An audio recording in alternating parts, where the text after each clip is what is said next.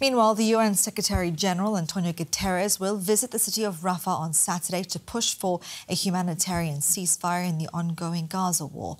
This comes after a US-sponsored resolution for a ceasefire failed to pass a UN Security Council vote after it was blocked by Russia and China. US Secretary of State Antony Blinken meets families of Israeli hostages during his visit to Tel Aviv. The US has consistently supported Israel in its pursuit of Hamas militants in Gaza responsible for the October 7th attacks and in trying to free the hostages held captive there. But as the conflict in Gaza continues and the humanitarian crisis for Palestinian civilians becomes critical, the US, Israel's closest ally, is voicing concern. All of them now! After his meeting with Israeli Prime Minister Benjamin Netanyahu, Blinken explained that the two countries do not see eye to eye on Israel's planned ground offensive in the southern city of Rafah. A major military ground operation in Rafah is not the way to do it. It risks killing more civilians. It risks wreaking greater havoc with the provision of humanitarian assistance. It risks further isolating Israel around the world and jeopardizing its long-term security and standing. Netanyahu remained undeterred from his plans for Rafah. I told Blinken I greatly appreciate that for over 5 months we've been standing together in the war against Hamas. And we recognize the need to evacuate civilians from the war zones and meet humanitarian needs. But I also said we can't beat Hamas without going into Rafah and eliminating the rest of the battalions there. I told him I hope we'll do it with the support of the USA, but if we have to, we'll do it alone. While Blinken was in Tel Aviv, the US faced another setback in its diplomacy. The UN Security Council failed to pass a US-sponsored resolution calling for an immediate and sustained ceasefire. To condemn Hamas's terrorist attacks on October 7th. It was vetoed by Russia and China. As the Muslim holy month of Ramadan continues, men and boys gather amongst the rubble in Rafah for Friday prayers. Their mosque lies in ruins.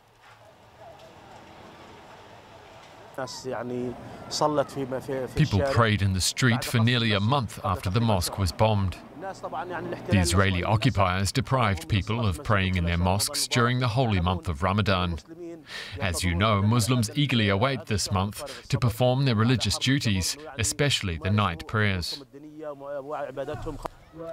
Over 1 million Palestinians fled to Rafah from other areas of Gaza in recent months to seek safety. They now find themselves in the middle of Israel's war against Hamas.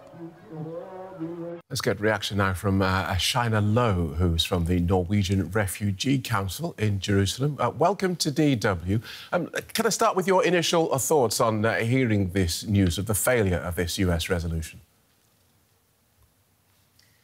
Well, we've seen that multiple UN resolutions calling for a ceasefire, though my understanding is that this one did not explicitly call for a ceasefire, have now failed in the Security Council. But we need world leaders to keep pushing. We need there to be a ceasefire. That's the only way to put an end to the tremendous devastation, death, and destruction that we've seen over almost 6 months in Gaza.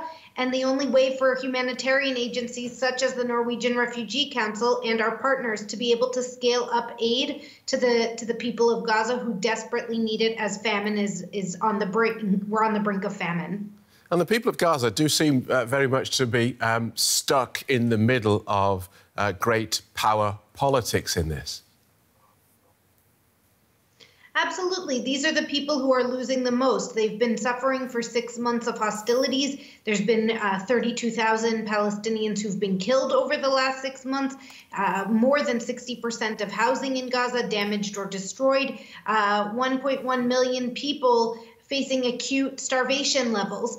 At this point, the situation could not be any more dire. We've been warning for months that this is what would happen so long as hostilities continued and so long as not enough aid was reaching the people in Gaza. And now we are at this point of serious desperation, and we need the world community to come together to push for a ceasefire once and for all. That's the only way that we can even attempt to try and address the tremendous needs quickly rising on the ground in Gaza. And give us an idea, would you please, of how much aid, if any, is actually getting through, whether by overland, by air, or indeed by sea? Nowhere near enough aid is getting in to Gaza by any of those means. I just checked the numbers a few minutes ago, and it looks like only fewer than 200 trucks per day continue to enter Gaza over the last few days. We need a massive scaling up, minimum of 500 trucks per day to enter. We know that there have been these alternative routes that have been attempted, the airdrops that we've seen, which really are very expensive, not very efficient, have landed in the sea, in Israel, have landed and killed people when parachutes have failed to deploy. They simply are not an efficient or as effective way to reach people in need as the ground crossings are. In terms of the sea corridors, there certainly is potential for that to scale up and to have a greater impact. But in terms of the pop-up port that the United States has committed to building, that could take 30 to 60 days to construct. And the people of Gaza just simply do not have enough time. We need there to be continued pressure on Israel, not only to operate the current crossings at their capacity, which they are falling far short of, but also to open additional crossings regularly to allow for more aid to get in, particularly to northern Gaza, where famine is really looming. Thank you so much for joining us and outlining that so clearly for us. Shaina Low from the Norwegian Refugee Council. Let's get more from our Middle East analyst Shani Rozanes. So welcome, Shani. So we have Antony Blinken there reiterating the White House message that a ground incursion into Rafah is a bad idea. And Benjamin Netanyahu says Israel will go into Rafah with or without US backing. This seems like a new low in relations between these two allies. No doubt. The tensions have never been so high in the last 5.5 months since October 7th. And both sides are not shying in any way away from it by now. It almost becomes like a political tool in each camp, you know, and for the Democrats to show that they're pushing for Israel, and for Netanyahu to show that he's pushing against the Americans. Rafah became a symbol to what happens in Gaza. The way the Americans see it, the Israel insistence on pushing towards Gaza, meaning that they're not ready to move on, to talk about the greater vision for what happens to Gaza the day after. They were hoping that they will give Israel support for a few months and Israel will complete its operations, and then they'll be able to look into the prospect of the Middle East and into a future for the Palestinian people, Palestinian statehood. As long as the Israelis are pushing for Rafah, they're pushing away from any of that, which is the American vision. And that's why Rafah is such a big symbol of what's happening now when it comes to the war in Gaza. OK, but they are still talking, and several Israeli officials, including the defence minister, are due in Washington next week. That's exactly that. It's that the pressure, the American pressure. I mean, the Israeli defense minister is there to meet with Lloyd Austin, his counterpart, who already said yesterday he wishes Israel will consider other plans for Rafah. We know that Biden demanded that Netanyahu will send his top people, which will be coming to Washington next week, exactly for that. They're trying to get Israel not only to back off from Rafah, but actually opt in to other solutions for the Palestinians and for Gaza. And Israel is very reluctant. And the question that is being asked in Israel is, what are the reasons? Is that politics that is driving Netanyahu, or is it actually the benefit of the war and the effort, which many feel was justified at the beginning, but now it's kind of lost its cause, the effort to eradicate Hamas, who is a terror organization, acknowledged as such by many countries in the world. So this is where we are at now. You know, we're 5.5 months in. The feeling for the Americans is that Israel is not quite clearly knowing its way out of Gaza and is trying to help it find its way out. And Israel is, you know, at least Netanyahu keeps pushing to stay in Gaza and to fight off any of the political solutions that the Americans are offering. But until and unless Israel actually does go into Rafah, then both sides can maintain their positions and both sides can appeal to the various sections that they're trying to appeal to. Indeed, and this is also partially why what's on the line now in Doha, the talk we are seeing for a ceasefire, is so important, because that will bring finally some quiet, some calm to this very terrible conflict. What's on the table is about 42 days of a ceasefire that will allow Israel, the Americans, of course, Hamas as well, and the Palestinians, the whole region to regroup and rethink and maybe find a way for a more permanent solution for Gaza.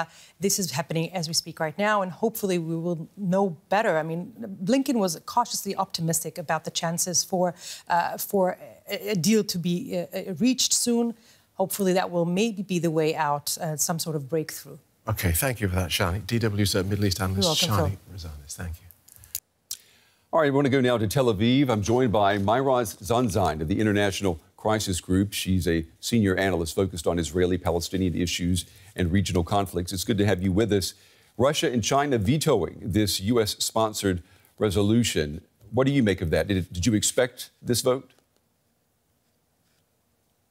Well, I think it's pretty clear that the U.S. is trying to at least appear to be doing something on the front of the Israel-Gaza war. But in effect, the U.S. has not called for a ceasefire, a permanent ceasefire, which I think everybody understands at this point is necessary because of the humanitarian catastrophe in Gaza.